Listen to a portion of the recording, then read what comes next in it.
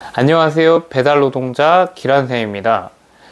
지난 5월 27일에 배달노동자에게는 안타까운 판결이 있었습니다. 서울지방노동위원회가 배달의 민족의 대표 교섭 노동조합으로 문제 노동조합인 배달 플랫폼 노동조합을 선정했습니다. 물론 이게 확정은 아닙니다. 서울지방노동위원회의 판결에 대해서 현재 항소를 한 상태고요. 중앙지방노동위원회로 넘어갈 예정입니다. 다만 이 판결이 어떤 파장을 가져올지에 대해서 이번 강의를 통해서 이야기하려고 합니다.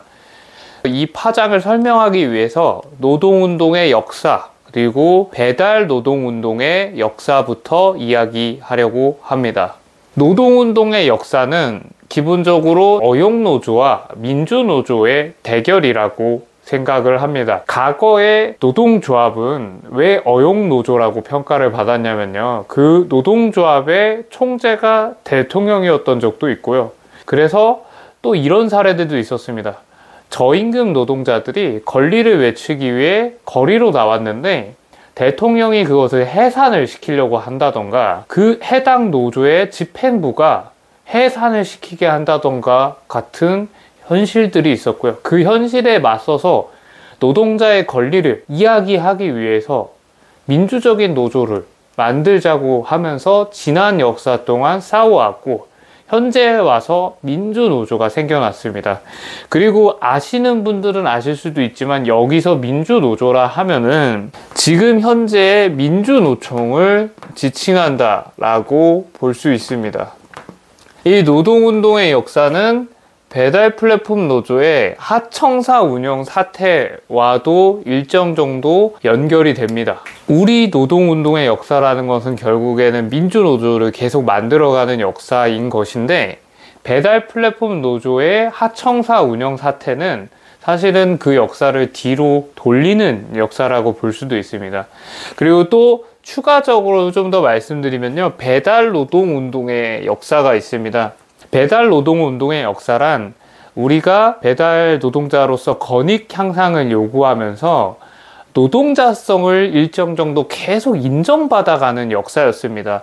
그래서 지금 현재는 산재보험 보상도 받죠. 산재보험도 납부도 하고요. 고용보험법에 따라서 고용보험도 납부를 하고 그리고 저희는 산업안전보건법의 일부 적용을 받습니다. 과거에는 이것을 적용받지 못했는데 이제 와서는 어느 정도 배달 노동자로서 노동운동을 하면서 노동자성을 획득한 역사가 배달 노동운동의 역사라고 볼 수 있습니다. 그럼 이런 역사를 살펴보고서 배달 플랫폼 노조의 하청사 운영 사태라는 게 결국 어떤 파장을 불러일으키는지를 이제 설명을 드릴 건데요.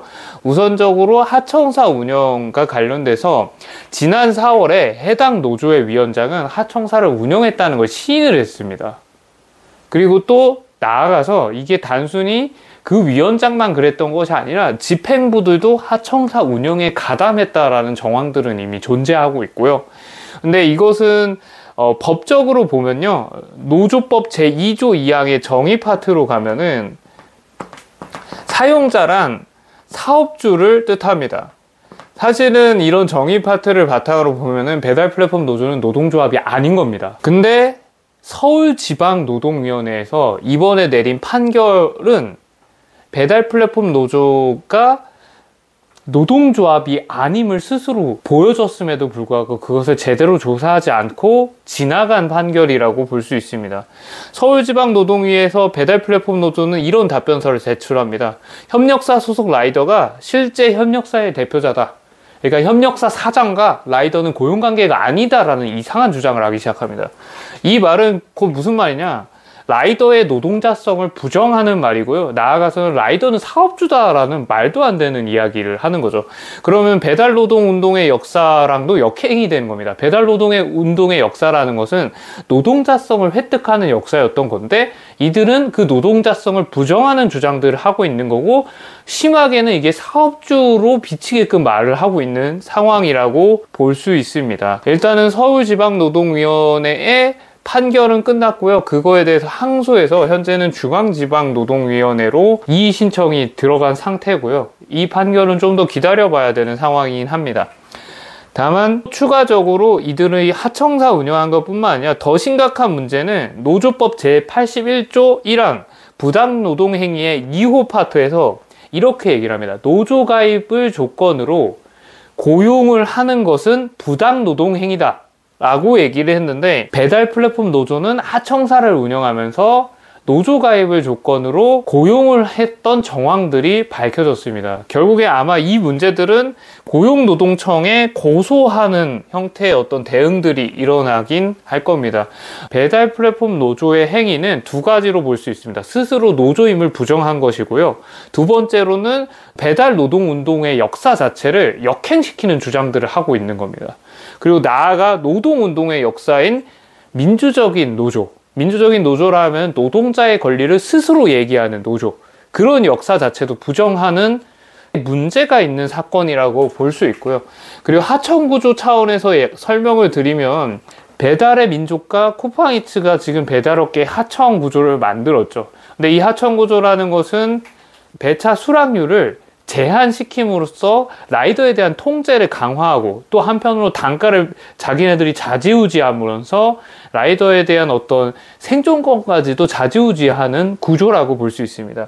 그것을 약간 표현하면은 사용자 지시는 있는데 책임은 지지 않는 거고요. 이것은 말 그대로 얘기하면은 라이더의 노동자성은 부정하는 것입니다. 왜냐하면은 노동자성을 인정한다면 사실 사용자의 책임도 인정해야 되는 것인데, 그렇지 않은 상태라고 볼 수 있습니다. 그래서 이 하청구조에 동조하고 있는 노조라는 맥락에서 보면은 전반적으로 배민 뜻대로 따라가고 있는 상황이라고 볼 수 있습니다. 그러면 이런 노동조합은 대표교섭 노조로 남아도 문제인 겁니다. 일단은 배달 노동자들이 이 노조를 신뢰하지 않습니다. 둘째로 본인들 스스로가 노동자성을 부정하는데 어떻게 노동자의 권리를 얘기할 수 있겠습니까? 이거는 오히려 배민이 현재 노동자성을 부정하고 라이더를 통제하는 방향으로 가고 있는 그 구조에 따라가고 있기 때문에 배민이 원하는 대로 배민이 원하는 이익을 만들게끔 하고 있을 뿐입니다. 노동운동의 역사는 어용노조와 민주노조의 대결이라고 했습니다. 과거의 노동자들은 결국에는 민주노조를 쟁취하기 위해서 민주노총을 만드는 게 꿈이었습니다. 그 꿈이 이루어졌는데 현재 2020년대를 와서 그 꿈을 역행하는 사건을 배달 플랫폼 노동조합이 하고 있는 상황인 겁니다. 그렇다면은 이것을 단순히 법의 문제로 맡겨야 될 것이 아니라 제가 언급한 민주노총이 규율위원회를 통해서 가짜 노조를 징계해야 된다고 생각합니다. 이거를 제대로 징계하지 않는다면은 앞으로 민주노총이 하는 특수고용 플랫폼 노동자들의 운동을 신뢰할 수 없을 거라고 생각합니다. 그러니까 민주노총이 소속된 단위 노조의 문제에 대해서 개입하고 징계를 줘야 된다고 생각합니다. 구독자 여러분들은 어떤 사회를 원하시나요? 저는 노동자의 권리를 무시한 채 사용자 편에 서는 노동조합은 없어져야 된다고 생각합니다. 민주적인 노동조합이란 노동자의 권리를 위해 앞장서는 조직이라고 생각합니다. 특구 플랫폼 노동자의 노동자성 획득을 위해서라도 이번 사태가 잘 마무리되길 바랍니다. 이상으로 강의를 마치겠습니다.